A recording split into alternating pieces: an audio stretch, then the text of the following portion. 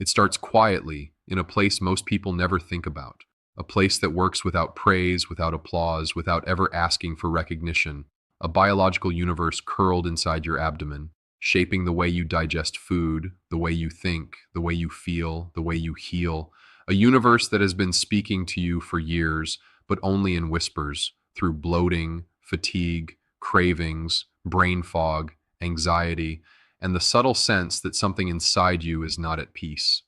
For most of your life, you were taught to see your body as a machine, calories in, calories out, nutrients absorbed, waste removed.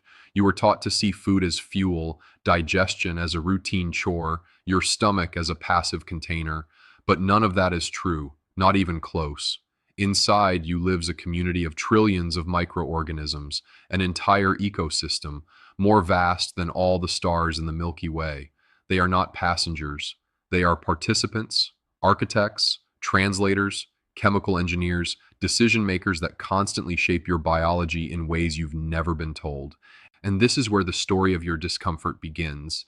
Because when this ecosystem is nourished, balanced, and diverse, your gut becomes a command center for healing.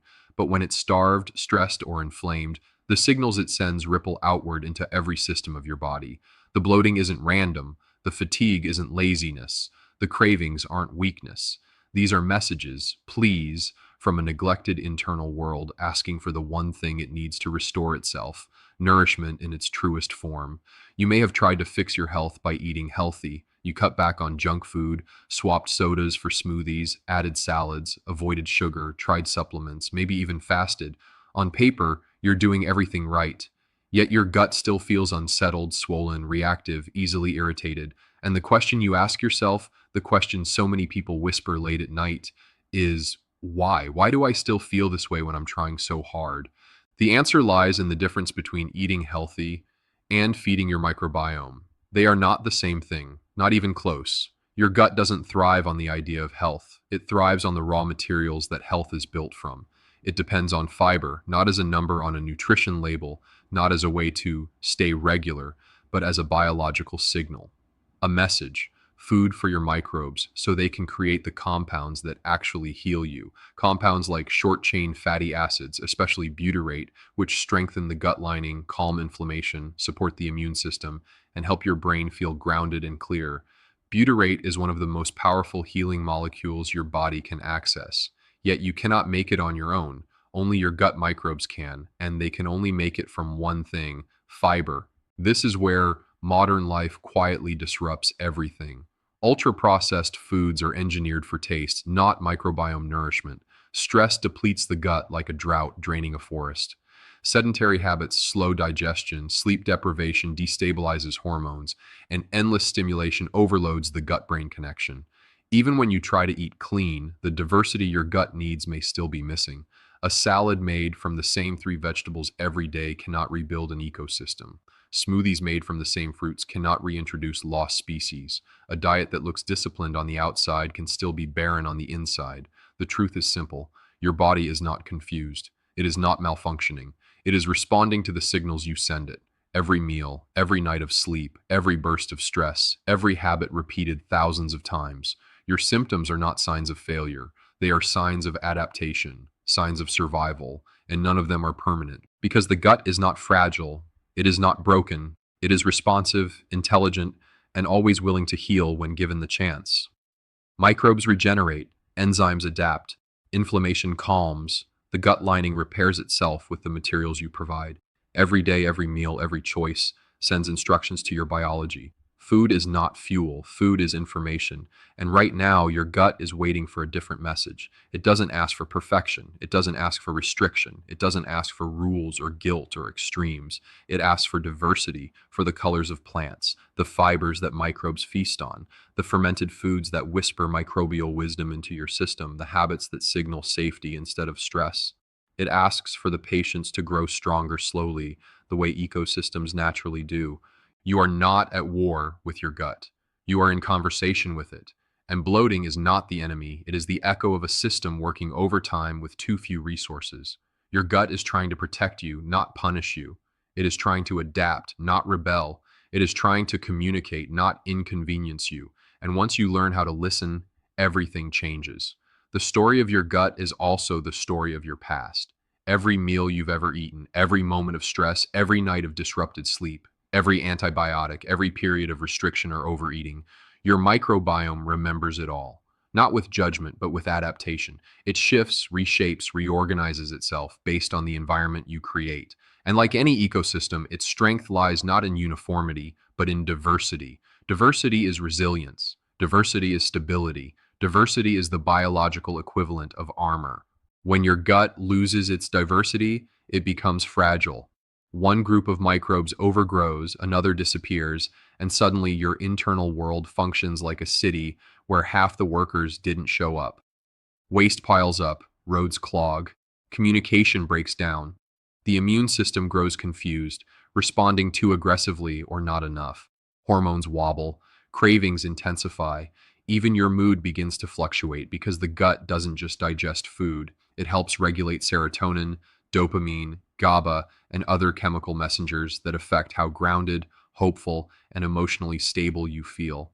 This is why the discomfort feels so personal, because it is. Your gut is not separate from your identity. It shapes your cravings, your energy, your clarity, your resilience, your presence in the world. When the gut is inflamed, the mind is scattered. When the gut is starved, the body is restless. When the gut is overwhelmed, emotions run thin.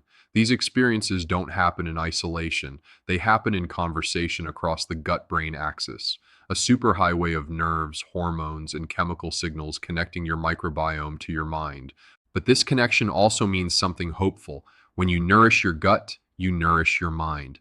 When you feed the diverse plant fibers that microbes love, they create molecules that calm inflammation, not just in the gut lining, but throughout the body. They support immune balance, regulate appetite, stabilize blood sugar, and send signals of safety that help your nervous system soften. Healing your gut is not about restriction, it is about restoration. It is about reintroducing the lost voices in your internal ecosystem so harmony can return. You may think discipline is about saying no, about tightening control, about avoiding the foods you fear will trigger discomfort. But real discipline begins with understanding. It begins with respect, not punishment, for your body. Discipline is choosing to nourish yourself even when habits pull you toward convenience. Discipline is remembering that your body is listening to you even when your mind is distracted. Every intentional choice becomes an act of self-respect, not self-denial. And that respect shows up most powerfully in the small, consistent actions repeated quietly over time. Adding new colors of plants instead of eating the same vegetables every day. Allowing your microbes to experience variety, beans, lentils, nuts, seeds, whole grains, fruits, herbs, spices, because each one feeds a different family of microbes. Choosing fermented foods not because they're trendy, but because they are living foods that help rebuild what modern living has depleted. Prioritizing sleep because your gut uses the night to repair the lining that protects you.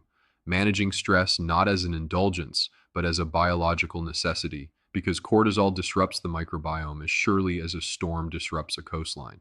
Healing does not arrive with one perfect meal. Healing arrives with repetition, with steady signals, with a daily conversation between your choices and your biology. And the beautiful truth is this: your gut responds quickly. Microbes can multiply within hours when given the fibers they recognize as home. Inflammation can begin to settle within days. The gut lining can start repairing itself as soon as it receives the short-chain fatty acids it has been missing. But the deeper transformation, the resilience, the stability, the sense of lightness and groundedness that unfolds more slowly, like forest regrowth after years of drought, it takes consistency, it takes patience, it takes trust that your body is shifting internally long before you can see or feel the results. This is why so many people give up too soon. They expect immediate relief from years of imbalance, but biology doesn't rush, it responds. The discomfort you feel now is not a sign that your body is broken. It is a sign that your ecosystem is asking for time to rebuild. And once it does, you begin to experience something people rarely talk about: the feeling of alignment between your choices and your biology. The feeling of waking up lighter, not because you restricted, but because your gut is calm. The feeling of eating without fear. The feeling of having energy that doesn't fade. The feeling of being mentally clear, emotionally steady, physically grounded. The feeling of being at home in your own body. This is not a fantasy. It is the natural state of a nourished gut, and it begins with listening, truly listening, to the signals your body has been trying to send you for years. The signals are always there, subtle at first, then louder when ignored. Bloating isn't an accusation, it's a flare sent up by a system trying to communicate through the only language it has. Fatigue is a request for restoration, not evidence of weakness. Cravings are not failures of willpower. They are chemical messages shaped by the microbes that have been fed most consistently. Even your anxiety, your agitation, your inability to feel fully present are influenced by the state of your gut. None of these sensations arise from flaw. They arise from biology responding faithfully to its environment. You have lived most of your life believing your health was determined by discipline, genetics, or luck. But the truth is more empowering. Your health is determined by your ecosystem. And ecosystems do not need perfection. They need balance. They need diversity. They need consistency. They need time. You may have blamed yourself for years, blamed your body for being unpredictable, sensitive, uncooperative, but your body was never the problem. It has been adapting to chronic stress, fragmented sleep, hurried meals, processed foods, and emotional overload while still trying to protect you in every way it can. It has been breaking down your food, neutralizing toxins, fighting pathogens, regulating hormones, repairing tissues, and signaling for help the moment something falls out of balance. The fact that you can feel discomfort means your body is still trying, and that should remind you of something important. Your body is on your side. It always has been. It is easy to believe healing requires dramatic change, strict diets, all or nothing thinking, the illusion of control. But the body doesn't thrive under force. It thrives under nourishment. A handful of beans added to a meal. A new vegetable you've never tried before. A serving of kefir or kimchi or yogurt that introduces friendly microbes back into your system. A simple walk that activates the rhythmic contractions of your digestive tract. A night of uninterrupted sleep that allows your gut lining to repair the microscopic tears life creates. These small choices accumulate like drops of water restoring a dried riverbed. As your microbiome shifts, your experience of your own life begins to shift with it. Meals feel lighter, digestion feels smoother, your mind settles, your cravings soften, stress becomes easier to navigate. You feel less reactive, more grounded, more capable, not because your circumstances changed, but because the system inside you that interprets the world has become stronger. A healthy gut doesn't silence discomfort, it transforms it. It teaches your nervous system how to respond instead of react, how to stabilize instead of spiral. The journey is not linear. You will have days when your gut feels unsettled, even when you're doing everything right. Days when stress, sleep, or hormones disrupt your balance. But healing is not erased by setbacks. The microbiome is incredibly resilient, and every nourishing choice you make leaves an imprint. You are never starting over. You are continuing the conversation. And the most profound part of this journey arrives when you stop chasing quick fixes and start honoring the slow intelligence of your biology. When you realize that the gut, this unglamorous, often misunderstood organ system, has been guiding you toward wholeness all along. It has been asking for nourishment, not perfection, diversity, not restriction, patience, not urgency. One day, perhaps quietly, without fanfare, you will notice the shift. You will eat a meal that used to leave you bloated and realize your body handles it with ease. You will wake up feeling, maybe for the first time in years, rested. You will feel a calm you didn't know was possible. Your mind will feel cleaner, lighter. Your body will feel trustworthy again. And in that moment, you will understand. Healing wasn't a miracle. It was a conversation you finally learned how to continue. This is the power of the gut. This is the intelligence of your biology. You are not broken. You are responsive. You are adaptive. You are capable of healing in ways no medication, no supplement, no trend can replicate, because your microbiome is not merely part of you. It is you. And when you nourish it, you don't just heal your digestion, you heal your energy, your mood, your immunity, your stability, your sense of self.